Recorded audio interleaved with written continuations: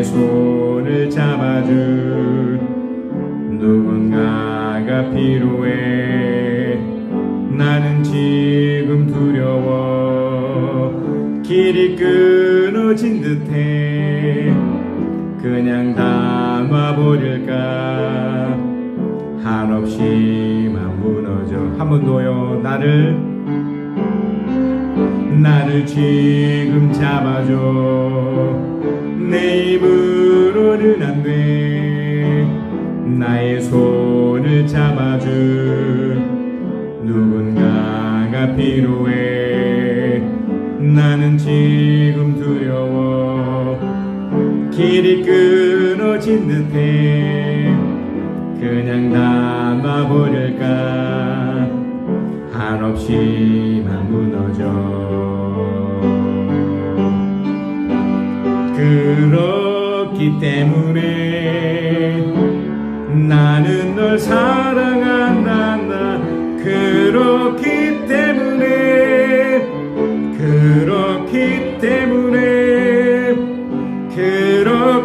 때문에 너를 사랑한다.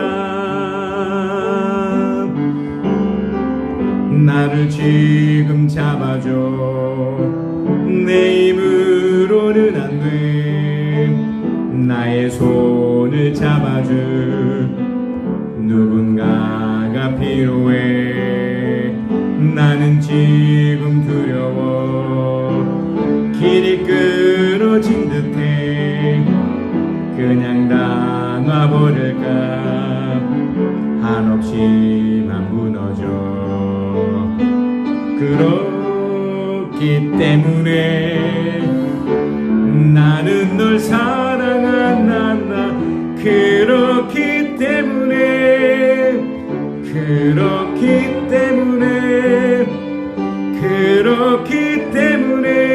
너를 사랑한다.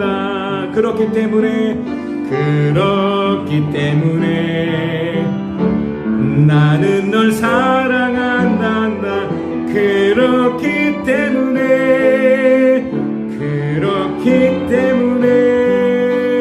그렇기 때문에 너를 사랑한다. 나의 손을 놓지 마. 지금 나의 손을 잡아. 내가 너를 일으켜 다시 살게 할 거야. 제발 손을 놓지 마. 나는 너를 놓지 않아. 살아갈 힘을 줄게.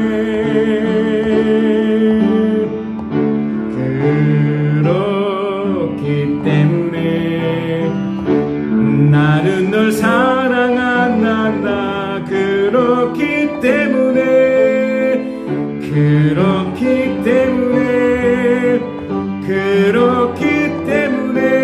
너를 사랑한다. 약하기 때문에 나는 널 사랑한다.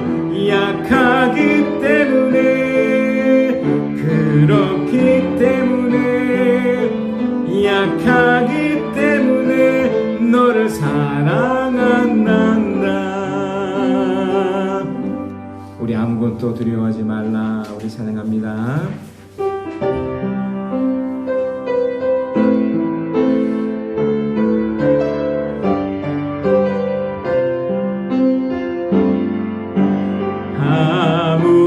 아무것도 두려워 말라. 주 나의 하나님이 지켜주시네. 놀라지 마라. 겁내지 마라. 주님 나를 지켜주시네. 아무것도 두려워 말라. 주 나의 하나님이 지켜주시네. 놀라지 마라. 겁내지 마라. 주님 나를 지켜주시네. 내 맘 힘에 겨워 지칠지라도 주님 나를 지켜주시네. 세상의 험한 풍파 몰아칠 때도 주님 나를 지켜주시네. 주님은 나의 산성, 주님은 나의 요새, 주님은 나의 소망, 나의 힘이 되신 영원. 한 번 더 하십시다. 아무것도 두려워 말라.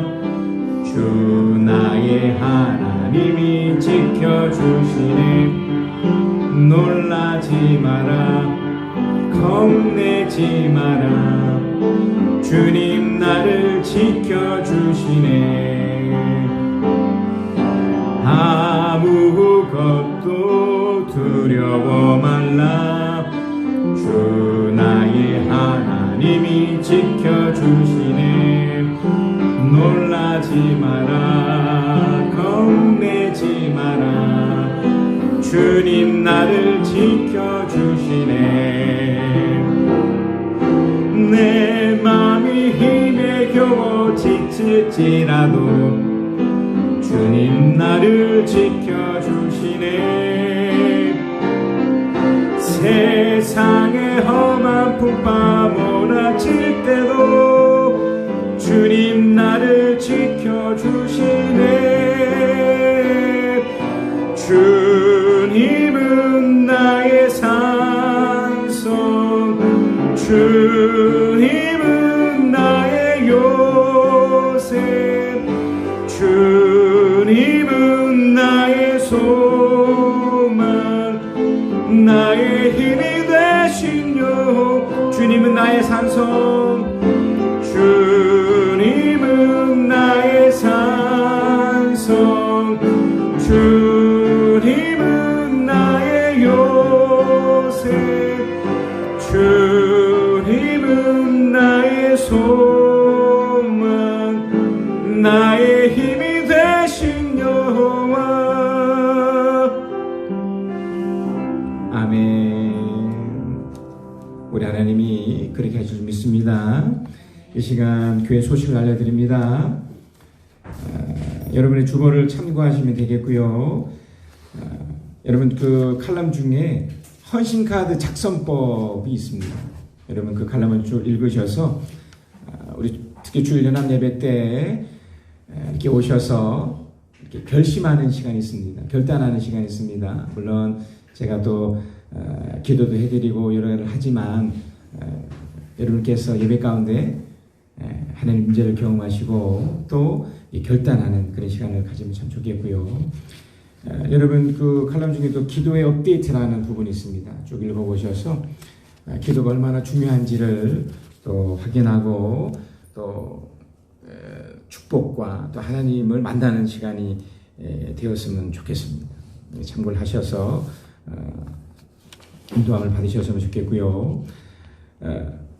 그 매일 아침 우리가 7시에서 8시 사이에 그 바이블 타임을 하시는 분들을 위해서 새벽 기도의 그 내용들 이렇게 정기적으로 올려드리고 있습니다.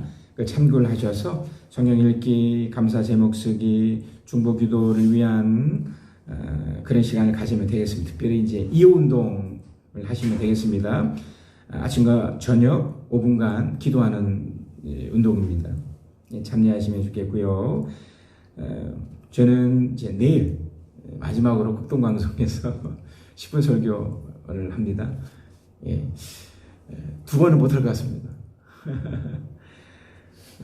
그리고 이제 저는 또 내일 또 호스피스 교육을 또 이렇게 받게 됩니다. 여러분 계속해서 교회에 관심을 가져주셔서 이렇게 기도해 주시고 참여해 주시고 축복을 누리셨으면 좋겠습니다. 이 시간 하나님의 말씀을 보겠습니다. 우리 하나님의 말씀은 열왕기 역대기 상입니다. 열왕기 상입니다. 죄송합니다. 열왕기상 7장 21절로 22절. 열왕기상 7장 21절로 22절. 우리 교회에서는 세번역 성경을 사용하고 있는데요. 자, 우리 다 찾으셨으면 열왕기상 7장 21절에 22절, 또 바이블 타임을 갖고 계신 분들은 112페이지입니다. 자, 우리 함께 한 목소리 읽겠습니다. 시작. 후람은 이렇게 해서 만든 두 기둥을 성전의 현관에다가 세웠다. 오른쪽 기둥을 세우고 그 이름을 야긴이라고 하였고, 왼쪽 기둥을 세우고 그 이름을 보아스라고 하였다. 그 다음에 기둥들을 꼭대기에는 나리꽃 모양으로 만든 기둥머리를 얹었는데, 이렇게 해서 후람은 기둥 세운 일을 마쳤다. 아멘.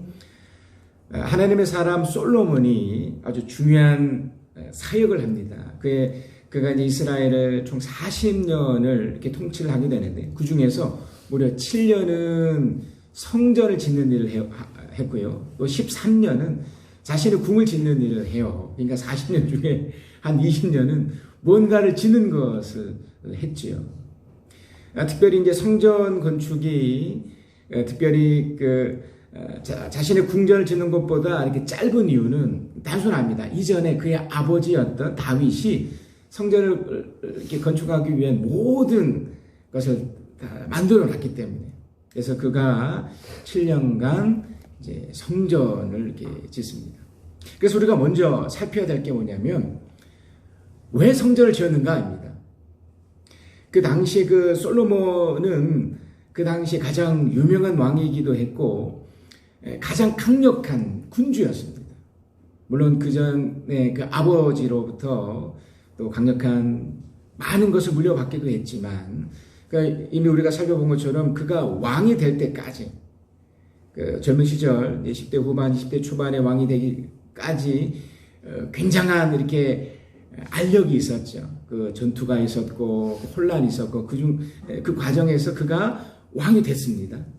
왕이 되고 나서도 많은 우여곡절이 있었는데, 그가 약 3년여 동안, 물론 그 전에도 그런 행위를 했지만 어떤 행동을 했을까요?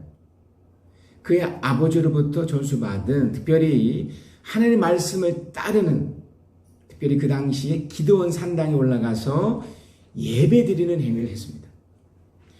그러니까 솔로몬에게 있어서 가장 중요한 행동이 무엇일까를 그가 고민을 했겠죠. 왜냐하면 많은 일을 그가 해야 했을 겁니다. 근데 그가 그의 아버지로부터 무엇을 보았느냐면, 그 다윗의 인생 속에 정말 많은 우여곡절이 있었지 않습니까? 그도 역시 40년간 이 이스라엘을 이렇게 다스렸는데 정말 많은 일들이 일어났어요. 가정적으로도 어려움을 겪었고, 또 사회적으로도 굉장히 많은 일을 겪었거든요. 뭐 단적인 예로 가정에서는 그 가정이 무너졌잖아요. 그 형제들끼리 죽이고 또 죽는 그런 일도 있었고요. 또 그의 아들 압살롬이 또 아버지를 배반하는 일도 있었고, 또 자신의 아내들이라고 할 수 있는 그 여자들이 비참하게 또 안타까운 일도 겪기도 하고, 또 그런 여러 가지 일을 겪었고, 또 사회적으로 문화적으로도 특별히 그가 노년에 그 인구조사, 교만함 때문에 펼쳐졌던 그 일로 인해서 무려 7만 명의 사람이 안타깝게 그 전염병으로 죽임을 당하는 일을 겪기도 하고, 이렇게 다윗에게 있어서 그 엄청난 일들은 솔로몬이 볼 때는 참 기가 막힌 일들이었고 가슴 아픈 일이었는데, 그 와중에서 이 다윗을 보니까 그것을 견디고 이기게 했던 힘이 뭐였을까? 그 바로 신앙이었던 거죠. 그래서 솔로몬도 그것을 영향받은 겁니다. 그가 3년 동안, 그 아버지가 죽고 나서 3년 동안 이 많은 사람들을, 이 젊은 사람이 다스려야 하는 그 과정에서 얼마나 많은 또 공격이 있었겠습니까? 얼마나 많은 어려움이 왜 없었겠습니까? 그런데 그의 아버지를 보면서 또 본인도 이렇게 하면 되겠구나 라고 찾아진 게 바로 신앙이었죠. 그 신앙을 대표하는 게 뭐였습니까? 바로 그 당시에 산당이죠. 기브온에 있던 산당. 지금은 이제 솔로몬 시대에는 그 언약궤를 이제 예루살렘 성으로 이렇게 옮기는 그런 일을 했지만 그 당시에는 기브온 산당에 있었고 또 산발적으로 회당이라는 곳이 있어서 그러니까 작은 산당이죠. 그런 곳이 있어서 예배를 드리는 그런 것을 했던 것.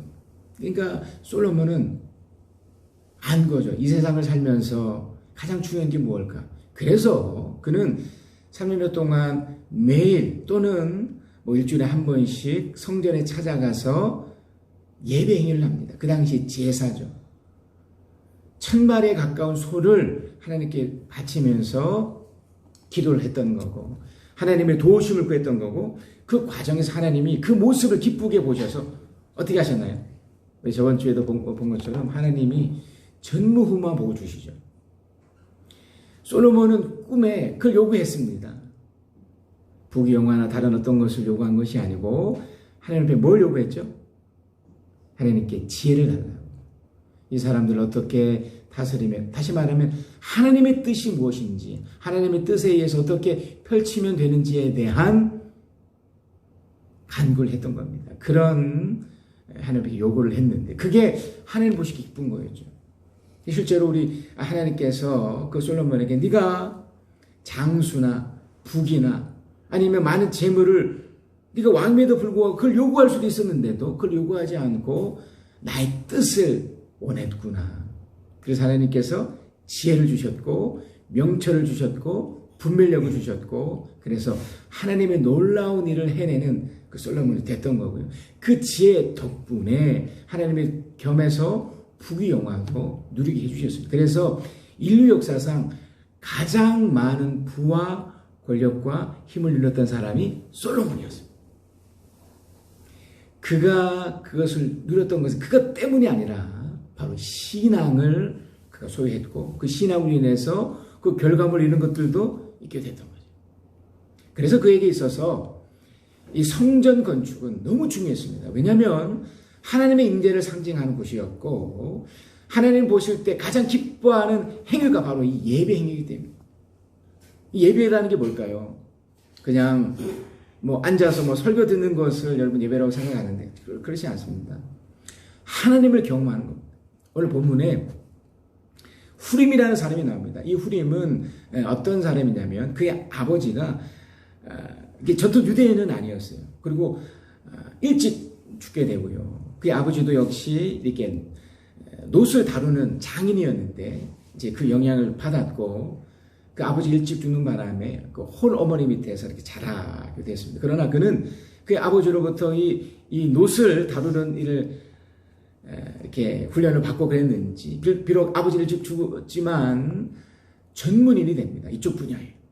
그래서 이 솔로몬이 이 후림을 택한 거예요. 그래서 후림을 통해서 성전을 짓는 것에 책임자를 세워서 만들게 했는데 이 후림 역시도 중요한 원리를 안 겁니다. 후람이네요. 죄송합니다. 후람. 중요한 원리를 안 겁니다. 이 성전을 짓고 또 솔로몬의 이 궁전도 짓게 됐지만 이 성전을 질 때 중요한 것이 무엇인가? 이 신앙이구나. 그래서 두 기둥을 세워요. 그러니까 이 성전이 어마어마한 규모로 이렇게 만들어지긴 하는데 맨 주축이 되는 그 기둥을 이렇게 세우면서 나름대로의 퍼포먼스를 하나를 합니다. 그게 이제 오늘 본문의 내용인데요. 이 후람이 이렇게 해서 만든 두 기둥을 성전의 현관에다가 세웠다. 약간 상징적인 거죠. 그 기둥을 두 가지 들어가는 입구 앞에 세워서 거기 안에는 이전의 성막과는 비교될 수 없을 정도의 화려함과 엄청남이 있었습니다. 그러나 그 앞에 두 기둥을 세우면서 하나님의 어떠함을, 이 신앙의 어떤 상징성을 그곳에 세워놓습니다.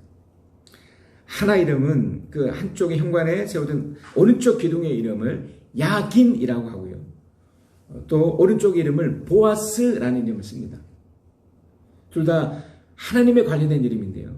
야긴이라는 뜻은 그분이 세우신다. 하나님이 세우신다. 그분이 일으키신다.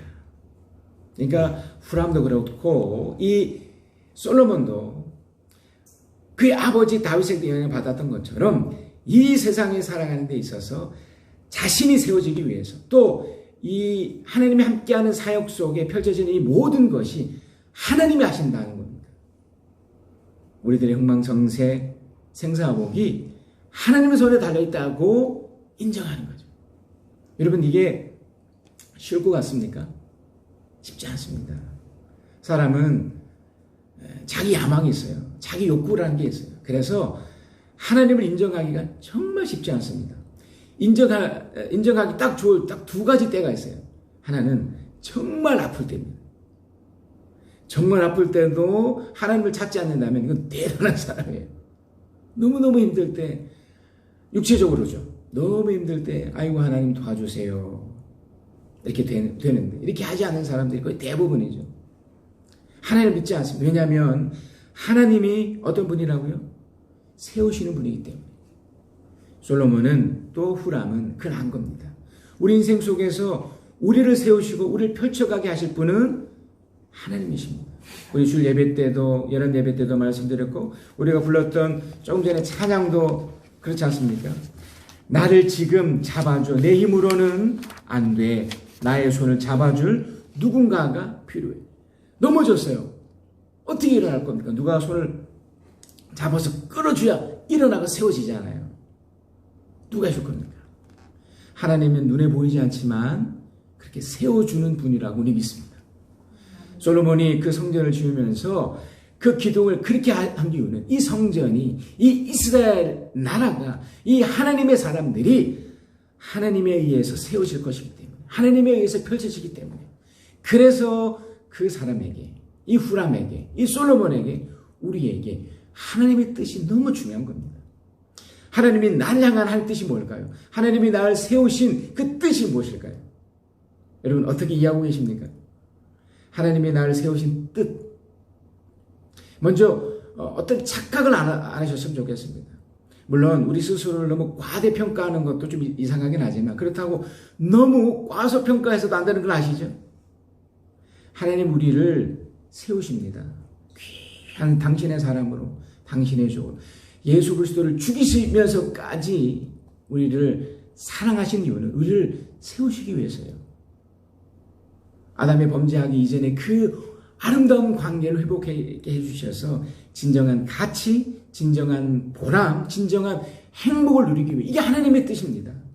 우리가 행복해 하기 위해서 우리를 세우시는 거죠. 이게 하나님의 뜻이기 때문에 그런 하나님의 뜻이 있기 때문에 우리가 세워지는 거예요. 우리 안에 기쁨이 생기고 행복이 있는 겁니다.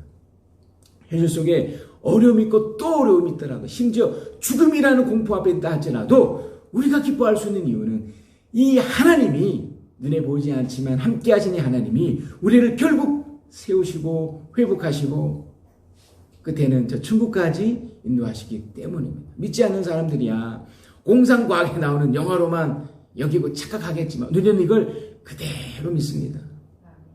제가 오늘 또 문자를 또 보내드렸듯이 그 최영기 목사님이라는 분의 아내가 지금 60대 중반쯤 되셨는데 저도 얼굴만 뵈는 정도였습니다. 이번에 휴턴에 가서도 뭐 뵀었는데 이제 그 말기죠. 말기에 거의 이제 할 수 있는 모든 건 다 했기 때문에 짧으면 뭐 며칠, 길면 뭐 2, 3주 안에 이제 운명을 합니다. 이제 본향으로 돌아가는 거죠. 근데 그 과정 속에 왜 행복할 수 있느냐? 이별에 대한 고통이 있고 분명 그것에 대한 안타까움이 분명히 있지만 다시 만날 것에 대한 기대가 있기 때문에 하나님이 다시 저 천국에서 사랑하는 아내를 세울 거에 대한 그런 기대가 있기 때문에 저도 이분을 다시 만날 것에 대한 기대가 있기 때문에 우리가 그런 존재, 그런 사람들입니다. 그래서 하나님이 다시 세우실 것을 믿으시면 참 좋겠습니다. 두 번째죠. 두 번째 또 기둥 하나를 세웠는데 그 이름을 보아스라고 했습니다. 이 보아스라는 이름은 유명합니다. 그 룻기에 나오는 그 룻의 또 남편이기도 했고, 또 이 보아스는 이 다윗의 또 할아버지가 되기도 했던 이 보아스라는 이름은 하나님 안에 능력이 있다는 거예요. 그분 안에 능력이 있다. 이 솔로몬도 그렇고 이 후람도 이걸 안 거죠. 하나님 안에 파워가 있다는 거예요. 여러분, 능력이 뭐죠? 능력. 힘이잖아요. 뭔가 해낼 수 있고 뭔가 펼칠 수 있는 힘. 세상에서의 힘은 대부분 돈이죠. 또는 다른 어떠함이 어떤 능력을 준다고 믿고 있고 그렇게 살아갑니다. 그래서 돈의 힘을 의지하잖아요. 제가 오늘 새벽에도 비슷한 말씀을 드렸듯이 우리가 모르는 세상이 있습니다. 이 돈의 세상. 돈에 지배되는 사람. 돈 앞에 그 어떤 누구도 함부로 할 수 없는, 돈이 많으면 그 자체가 권력이 되고 힘이 되는 그런 세상 속에 살죠. 그런데 어떻게 합니까? 그 돈도 한낱 종이에 불과하다는 사실을 지금 이 코로나 사태로 너무 분명하게 보여지지 않습니다. 돈이 있어서 무엇이든지 할 수 있을 것 같은데 지금 아르헨티나 같은 그곳은 환율이 뛰는 바람에 이 US 달러랑 이 비교되는 그 돈 때문에 그 가치가, 이 자기 돈의 가치가 엄청나게 떨어진 거예요. 그러니 그 전에 우리나라로 치면 한 1,000원이면 살 수 있는 그런 것을 10,000원에 10만 원에 줘도 살 수 없는 그 지경으로 물가가 치솟아 버립니다. 그러니까 그 돈에 아무런 가치가 없어진 거죠. 세상은 그렇습니다. 그러나 하나님은 당신께서 당신의 능력으로 죽음까지 부활시키신 하나님의 능력이 있는 거죠. 이 능력은 이 땅에서 누려야 될 능력입니다. 하나님의 능력을 경험하셨으면 좋겠습니다. 하나님의 능력의 가장 강력한 것이 바로 이 기도입니다. 기도. 이 당시에도 그 성전에 가서 뭘 했겠습니까? 이 제사 행위를 하잖아요. 제사 행위를 하는데 두 가지를 해요. 하나는 속죄의식. 자신의 잘못을, 자신의 허물을 그 장소에 가면 제사장이라는 사람들이 있어서 대신, 물론 양이나 소나기를 잡아오게 해서 하는 거지만 속죄 행위를 해요. 그리고 두 번째 행위가 뭐냐면 축복을 해줘요. 하나님 앞에 기도할 때 우리 여러 가지 문제들이 해결될 뿐만 아니라 중요한 원리가 되는 축복이 임합니다. 하나님은 우리에게 기도의 응답이라는 것으로 나타나시고 역사하시지만 기도하는 그 자체 안에 능력이 숨겨져 있어요. 우리가 예수 그리스도의 이름으로 무언가를 놓고 기도할 때 당연히 응답도 일어나지만 그 안에 하나님은 우리에게 그저 하나님 당신의 이름을 불러주는 것만으로도 당신의 뜻이 있기 때문에 우리를 어떻게 할까요? 축복해 주십니다. 이게 능력이에요. 이게 힘이고요. 우리들의 살아갈 이유가 되는 겁니다. 이 땅에서 많은 분들이 하나님을 모르기 때문에, 하나님을 놓치고 있기 때문에 그 능력을 못 받고 있는 거죠. 그러나 우리가 기도할 때 하나님의 능력이 임합니다. 오늘 이 시간 그 성전의 두 기둥처럼 보여지는 그 야긴과 보아스처럼 우리도 주님 앞에 세우시는 하나님, 우리에게 능력 주시는 하나님을 이 시간 경험하셨으면 좋겠습니다. 여러분 이 시간 함께 기도할 때 또 그 기도의 내용이 하나님이 신실하게 들으셔서 당신의 때에 가장 적합한 방법으로 이루어주심을 믿으셨으면 좋겠습니다. 그래서 이 시간 함께